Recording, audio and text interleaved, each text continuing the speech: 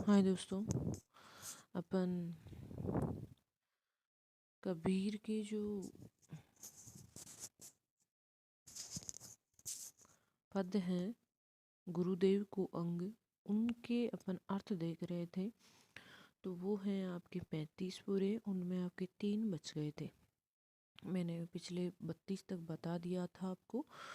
तो दोस्तों आज अपन देखेंगे अगले पदों की। उससे पहले मैं आपको बता दूं कि मैं यहाँ जो व्याख्या बता रही हूँ वो बीए प्रथम वर्ष हिंदी साहित्य आदिकालीन एवं भक्तिकालीन काव्य धारा किताब के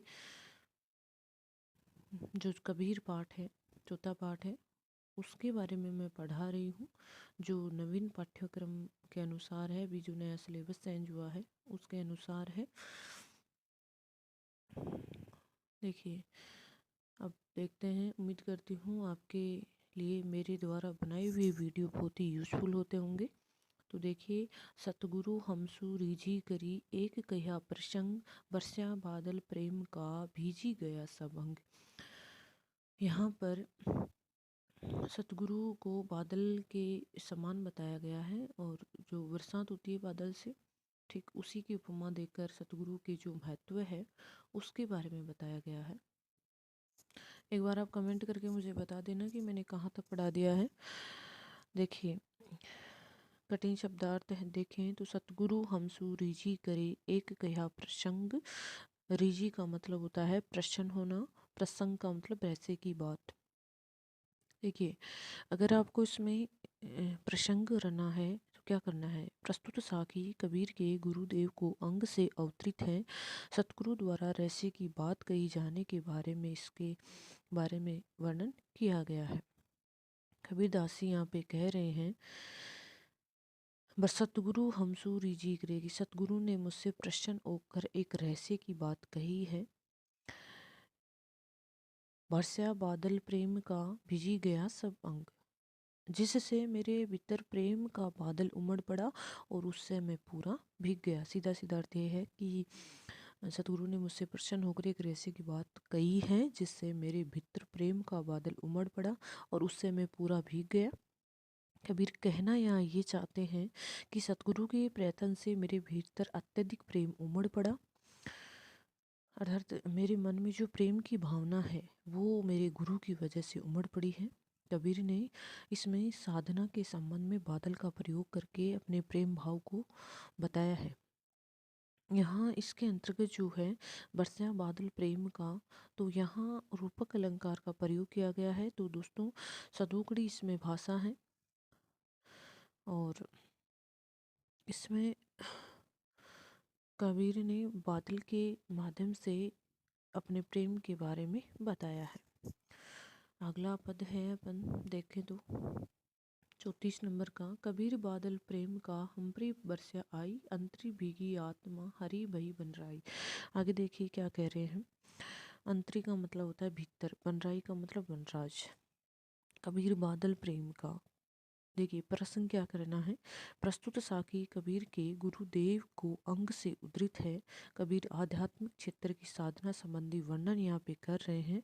साधना के अंतर्गत उमड़े प्रेम का वर्णन यहाँ पे किया गया है। कबीरदास जी कह रहे हैं, कबीर बादल प्रेम का हम परिवर्ष्या आई। सतगुरु के बताए हुए मार्ग पर चलकर उनके द्वारा बताई गई साधना पद्धति अपनाई जाने पर प्रेम को कहा बादल उमड़ पड़ा, मतलब कबीर बादल प्रेम का। कबीरदास जी कहना चाहते हैं हम परिवर्ष्याएं कि सतगुरु के द्वारा बताए हुए मार्ग पर चलने से और उनके द्वारा बताई हुई साधना पद्धति अपनाने से जो प्रेम का बादल उमड़ पड़ा है, अंतरी भीगी आत्मा हरी भरी वनराजी, उससे हमारी अंतरात्मा भीग गई और जीवन रूपी वनराजी हरी भरी हो गई। अर्थात जो जीवन रूपी वन है, यहाँ पर देखिए बादल बरसते हैं तो प्रकृति में हरियाली आ जाती है, और यहाँ पर बादल जो है, जो बादल बरसने से जीवन में हरियाली आ गई। और बादल कौन सा है, प्रेम का बादल। और अगर प्रेम का बादल है और अंतरात्मा भीग गई, और जो हमारा जो जीवन है उस जीवन रूपी वन हरा भरा हो गया, जीवन को वन मान लिया, प्रेम का बादल है। तो यहाँ पर रूपक अलंकार भी है, देखिए जीवन रूपी वनराज। अब देखिए कबीर कहना ये चाहते हैं कि साधना के अंतर्गत जो प्रेम मुझे अनुभव हुआ है वो कवि ने बादल के माध्यम से स्पष्ट किया है। वो प्रेम भाव के प्रभाव को स्पष्ट किया है कबीर ने, और उन्होंने प्रेम से उनके जीवन में एक नई स्फूर्ति का अनुभव हुआ है, इसका उन्होंने अर्थ बताया है यहाँ पे। अब देखिए यहाँ पे इसमें रूपक अलंकार है। भाषा की बात करें तो सदुकड़ी भाषा है। इसमें सदुकड़ी जो शब्द है वो आप गलत लिखते हैं, तो इसको थोड़ा सा ध्यान से देख के लिखें। अगला है परेशु परचा भया सब दुख मेल्या धूरी निर्मल किन्नी आत्मा ताते सदा हुजूरी।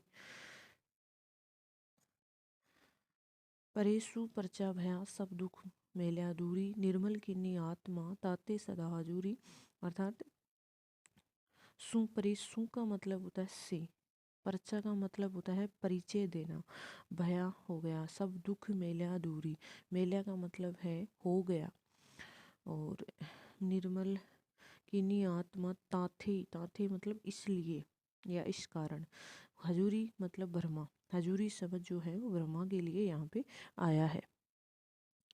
अब देखिए प्रसंग की बात करें अपन, वही प्रसंग है, बार बार बताने से फिर टाइम ज़्यादा लगता है वीडियो बनाने में, पर चलो बता देते हैं। लास्ट का पद है इसमें, प्रस्तुत साखी कबीर के गुरुदेव के अंग से ली गई है। कबीर ने ब्रह्मा के साक्षात्कार संबंधी अपने अनुभव का वर्णन किया है कि मुझे, कि उन्होंने अपने प्रभाव पर, उसके प्रभाव पर प्रकाश, कबीर ने जो ब्रह्मा है उसके प्रभाव पर प्रकाश डाला है कि उनका क्या महत्व होता है। कबीरदास जी, दोस्तों बीच में लाइट जा चुकी है, मैंने सोचा वीडियो बंद हो जाएगा, पर कोई बात नहीं, बन रहा है वीडियो। देखिए परेशु परचा भया सब दुखा मिला दूर निर्मल की नी आत्मा ताते सदा हजूरी। अब मैंने इसको प्रसंग तो बता दिया है, और इसमें जो ब्रह्मा है उसका जो महत्व है उसके बारे में कबीर ने यहाँ बताया है। तो दोस्तों देखिए इसमें कबीरदास जी कह रहे हैं परेशु प्रचा भया, कबीरदास कह रहे हैं कि गुरु की परेशु, सु का मतलब से, प्रचा का मतलब परिचय। कबीरदास जी यहाँ कह रहे हैं कि गुरु कृपा से मुझे पूर्ण तत्व की प्राप्ति हुई है, और उन सब दुख मेला दूरी, उन गुरु की कृपा से ही मेरे जो सारे दुख हैं वो दूर हो गए हैं, अर्थात मैं सभी प्रकार के दुखों से दूर हो गया हूँ, मेरी आत्मा जो है वो निर्मल हो गई है। इसी बीच दोस्तों एक बात बता दूं मैं आपको, अभी अर्थ पूरा नहीं बताया है, कि आपको वीडियो सुनने में अगर आप नहीं कर पा रहे हैं तो एक बार सुन के फिर रोक के फिर कर सकते हैं, या फिर वीडियो की जो स्पीड होती है वो आप कम कर लें, उसके बाद आप आराम से कर सकते हैं। तो देखिए इसका देखते हैं, निर्मल कीनी आत्मा ताते सदा हजूरी, ताते का मतलब इस कारण, हजूरी का मतलब ब्रह्मा। देखिए कह रहे हैं इस मेरी जो आत्मा है वो निर्मल हो गई, इस संसार का, मुझे सांसारिक माया मोह का जो बंधन है वो मेरे ऊपर कुछ भी प्रभाव नहीं कर पाया। और अब कबीर कह रहे हैं ताते सदा हजूरी की, इस कारण मैं अब ब्रह्मा के साक्षात्कार में लीन रहता हूँ। मतलब कबीर यहाँ पे बताना चाहते हैं कि ब्रह्मा का से परिचय या ब्रह्मा का जो साक्षात्कार है वो हमें गुरु की सहायता से ही होता है, और वही हमारा ब्रह्मा से परिचय करवाता है। और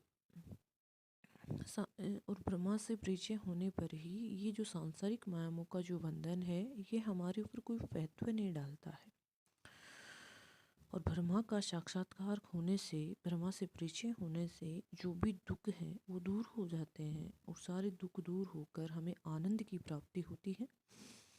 तो यहाँ पर ये पद थे आपके किसके, गुरुदेव के 35 पद थे, ये फर्स्ट ईयर के हैं सिलेबस में। तो देखिए दोस्तों आगे मन का अंग है, इसमें भी पद हैं, काफ़ी लंबे पद हैं।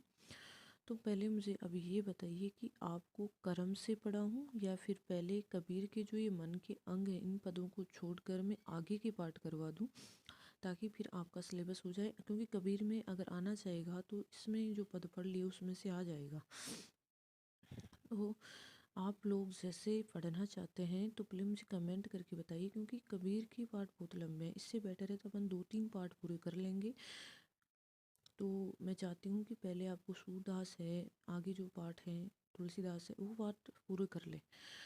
लेकिन फिर भी आप अपने मत को आप कैसे पढ़ना चाहते हैं, आप एक बार कमेंट करके ज़रूर बताइएगा मुझे कि आपको कैसे पढ़ना है, क्या करना है। आप जैसा चाहेंगे मैं वैसा ही पढ़ाने को तैयार हूँ। लेकिन आपसे एक अनुरोध है कि ये आपका अपना चैनल है, इस चैनल को आप लोगों ने बनाया है और आप लोग इसे सपोर्ट करेंगे, आप लोग इसे ज़्यादा से ज़्यादा लाइक करेंगे, सब्सक्राइब करेंगे। और सब्सक्राइब का तो ये देखो ये है कि आप खुद सब्सक्राइब करो, आपके घर में जितने फ़ोन हैं तो आपसे एक बार जैसे आप अपने सारे फ़ोन में सब्सक्राइब कर सकते हैं, आप अपने दोस्तों को कह के सब्सक्राइब करवा सकते हैं। तो ऐसे आप चाहें तो इ- इस चैनल का जो 1000 का टारगेट होता है वो आप आगे से आगे शेयर करके इसके चैनल मतलब जो सब्सक्राइब है वो बढ़ा सकते हैं। और आपसे अनुरोध है कि आप ये सब करेंगे। और उसके बाद अपन जो आगे सीईटी है उसके सिलेबस के बारे में भी अपन पढ़ेंगे। और ये जो अपनी पहले अपन कॉलेज के एग्ज़ाम दे दें, उसके बाद में अपन अपना वो सिलेबस पूरा करेंगे। तो जुड़े रहिए आप इस चैनल के माध्यम से, आपको क्वेश्चन आंसर भी मिलेंगे। लेकिन पहले आप मुझे ये कमेंट करके बताइएगा कि आपको पढ़ना क्या है, मैं क्या पढ़ाऊँ आपको। मुझे आपके कमेंट का इंतज़ार रहेगा, उसी के बाद मैं वीडियो बनाऊँगी। तो धन्यवाद, आज के लिए इतना ही।